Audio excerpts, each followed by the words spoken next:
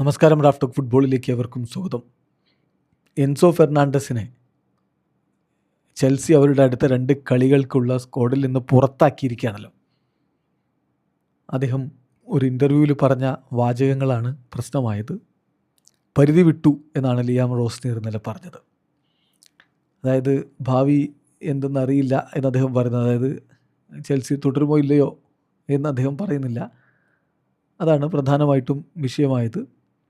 അതോടൊപ്പം തന്നെ കഴിഞ്ഞ ഇൻ്റർനാഷണൽ ബ്രേക്കിൻ്റെ സമയത്ത് അദ്ദേഹം പറയുന്നുണ്ടല്ലോ, എനിക്ക് ജീവിക്കാൻ ആഗ്രഹമുള്ളൊരു സ്ഥലം അത് മാഡ്രിഡാണ് എന്ന് പറയുന്നുണ്ട്. റയൽ മാഡ്രിഡിലേക്ക് പോകുമെന്നോ അത്ലറ്റിക്കോ മാഡ്രിഡിലേക്ക് പോകുമെന്നോ അദ്ദേഹം പറയുന്നില്ല. പക്ഷേ ജീവിക്കാൻ ഇഷ്ടപ്പെടുന്ന ഒരു യൂറോപ്യൻ സിറ്റി ഉണ്ടെങ്കിൽ അത് മാഡ്രിഡാണ് എന്നും പറഞ്ഞിരുന്നു. അപ്പോൾ ഇതെല്ലാം കൂടി ചേർത്തിട്ടാണ് ഇപ്പോൾ ഈ ഒരു വിലക്ക് താരത്തിനെതിരെ ലിയാം റോസ്നീർ ഇമ്പോസ് ചെയ്തിരിക്കുന്നത്.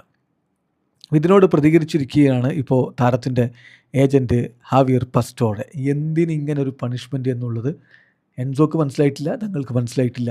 പക്ഷേ കോച്ച് പറഞ്ഞത് അദ്ദേഹം അങ്ങ് അംഗീകരിച്ചു, സ്വീകരിച്ചു. കാരണം അദ്ദേഹം ഹൈലി കമ്മിറ്റഡ് പ്രൊഫഷണലാണ് എന്നാണ് ഇപ്പോൾ പസ്റ്റോറയുടെ വാക്കുകൾ. അദ്ദേഹം പറയുന്നു, Enzo didn't understand the situation. എന്താണ് ഈ സിറ്റുവേഷൻ എന്ന് എൻസോക്ക് മനസ്സിലായിട്ടില്ല.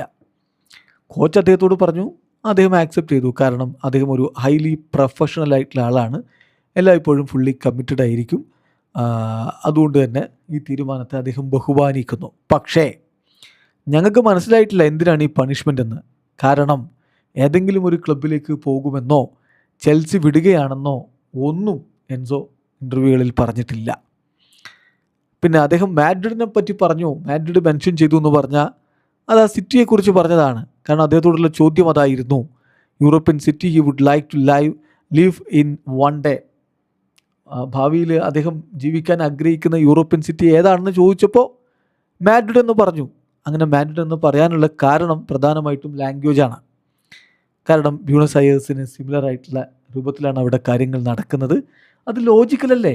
ഒരു അർജൻറ്റീനക്കാരൻ പറയുന്നു എനിക്ക് മാഡ്രിഡിൽ ജീവിക്കണം എന്ന് പറയുമ്പോൾ അവിടുത്തെ ലാംഗ്വേജ് സെയിമാണ്.